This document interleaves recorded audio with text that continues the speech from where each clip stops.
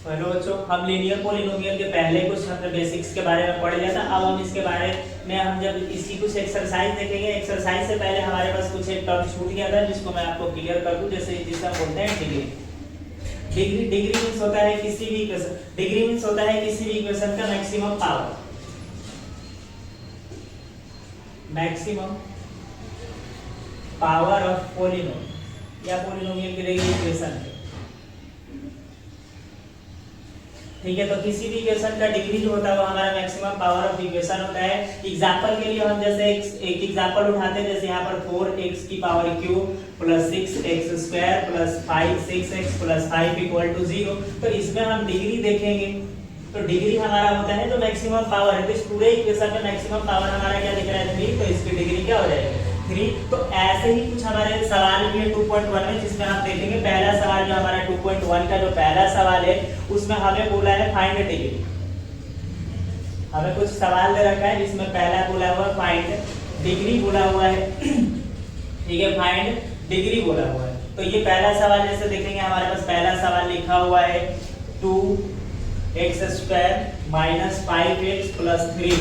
इस इक्वेशन का हमें डिग्री बताना है। तो डिग्री इस पूरे इक्वेशन में जैसा हम देखेंगे तो ये हमारा मैक्सिमम पावर क्या दिख रहा है, यहाँ पर 2 दिख रहा है, तो यही हमारा क्या हो गया डिग्री हो गया। तो इस क्वेश्चन का जो आंसर होगा उसका हमारा आंसर क्या हो जाएगा 2। ठीक है, ये हमारा 2 हो गया। ऐसे ही हमारे पास जो दूसरा सवाल दिया हुआ है, जैसे दूसरा सवाल दे रखा है y की पावर क्यूब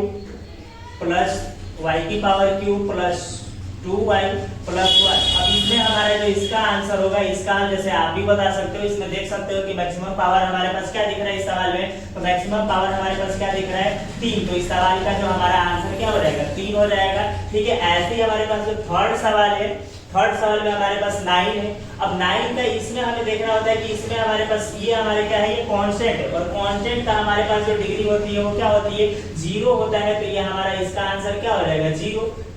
कभी भी कांस्टेंट अगर कोई नंबर दिया है तो उसकी डिग्री हमेशा क्या होगी 0। तो जैसे यहाँ पर -9 हमारी कांस्टेंट है, तो कांस्टेंट की डिग्री क्या हो जाएगी 0 हो जाएगी।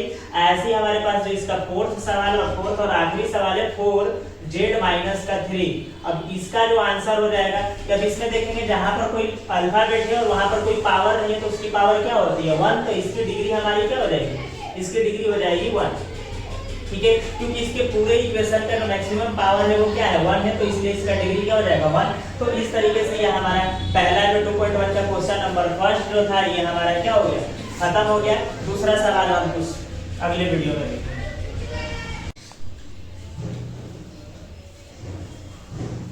जैसा कि हम प्रिय विद्यार्थियों हम पहले एक सवाल कर चुके हैं इस चैप्टर का। अब हम दूसरा सवाल देखेंगे। जैसे दूसरे सवाल में हमसे बोला है right the polynomial of degree 1, 2 और 3। अब ये हमें अपने खुद से लिखना है, तो हम कुछ भी एग्जांपल लिख सकते हैं। जैसे हमारे पास जिसकी डिग्री कितनी है, डिग्री 1 वाले का जो आंसर होगा, अब जिसकी डिग्री 1 करना है तो इसका आंसर जैसे मैं अगर लिख दूं 4x, तो ये भी हमारा एग्जांपल लिखना है तो वो हमारा कुछ भी हो सकता है। ठीक है, बस डिग्री कितनी होनी चाहिए 1 होनी चाहिए।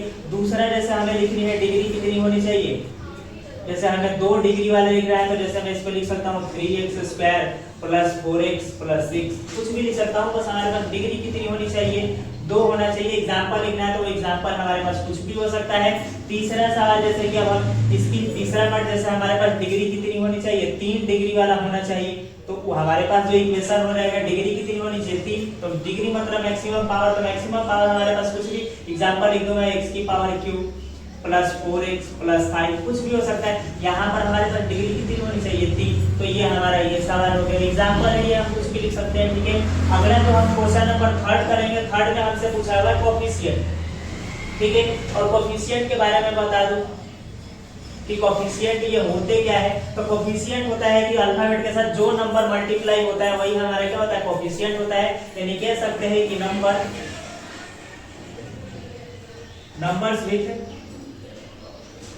लेटर्स। अब ये हमारे कोफिशिएंट होते हैं कि नंबर्स विद लेटर, यानी कि जो नंबर अगर लेटर के साथ वही हमारा कोफिशिएंट। और सवाल में हमसे जो पूछा रहता है हम वही देखेंगे। हमसे बोला हुआ है तो इसका जो हमसे जो बोला हुआ है x स्क्वायर का कोफिशिएंट ढूंढ रहा है और x क्यूब का कोफिशिएंट ढूंढ रहा है। तो इस पूरे सवाल में हम x स्क्वायर और x क्यूब ही देखेंगे और कुछ नहीं देखेंगे। अब हमसे x स्क्वायर का कोफिशिएंट पूछा हुआ है, यानी कि हम कह सकते हैं कि coefficient of x square,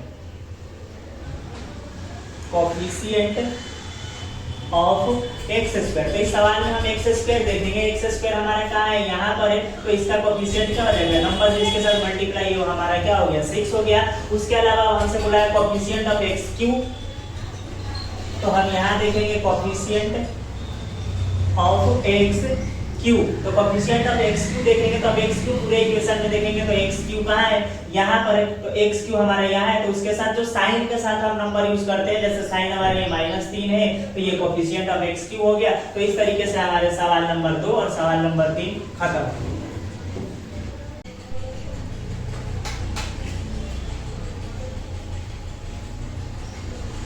hello बच्चों, 2-3 सवाल हम पहले पिछली वीडियो में कर चुके हैं, तो हम सवाल नंबर 4 और सवाल नंबर 5 देखेंगे। सवाल नंबर 4 में हमसे पूछा है what is the coefficient of Z. अभी मैंने बताया कि कोएफिशिएंट मतलब क्या होता है कि जो नंबर लेटर के साथ जो मल्टीप्लाई होता है हमारे कोएफिशिएंट होते हैं। तो अब यहाँ पर हमारे पास क्या देखना है, जेड।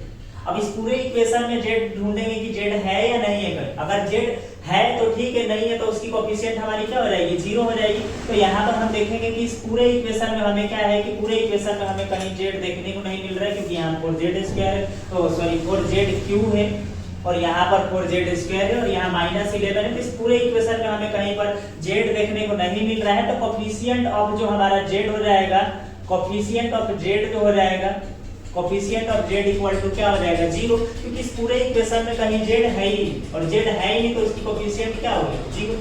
ठीक है, इसी प्रकार से हम जो पांचवा सवाल देखेंगे। अब पांचवा सवाल में दे रखा है कि what is the constant term of the polynomial, और पॉलिनोमियल हमारे पास दे रखा है 9x square plus 5x square minus 8x minus 10। अब इसमें हमें ढूंढना है क्या, हमें बस टर्म देखना होता है कि हमें जो पूछा होता है हमें बस पूरा फोकस उसी पे करना है। हमें क्या पूछा है सवाल के अंदर, कांस्टेंट पूछा हुआ था। कांस्टेंट मतलब पहले ही बताया था, कांस्टेंट मतलब हमारे क्या होते हैं, ओनली नंबर्स। ठीक है, तो इस पूरे इक्वेशन में ओनली नंबर्स हमारे क्या दिख रहा है, माइनस का 10 दिख रहा है। तो हम लिख सकते हैं कि constant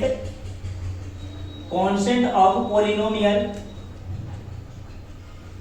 is -10। Constant of polynomial is -10, क्योंकि इस पूरे इक्वेशन में हमारे पास क्या है, -10 ही ओनली नंबर से, तो यही हमारा क्या हो गया, कांस्टेंट। तो इस प्रकार से हमारा जो 2.1 एक्सरसाइज होता है वो हमारा यहीं पर खत्म होता है। अब हम अगली वीडियो में, नेक्स्ट वीडियो में हम 2.2 करेंगे। उसके लिए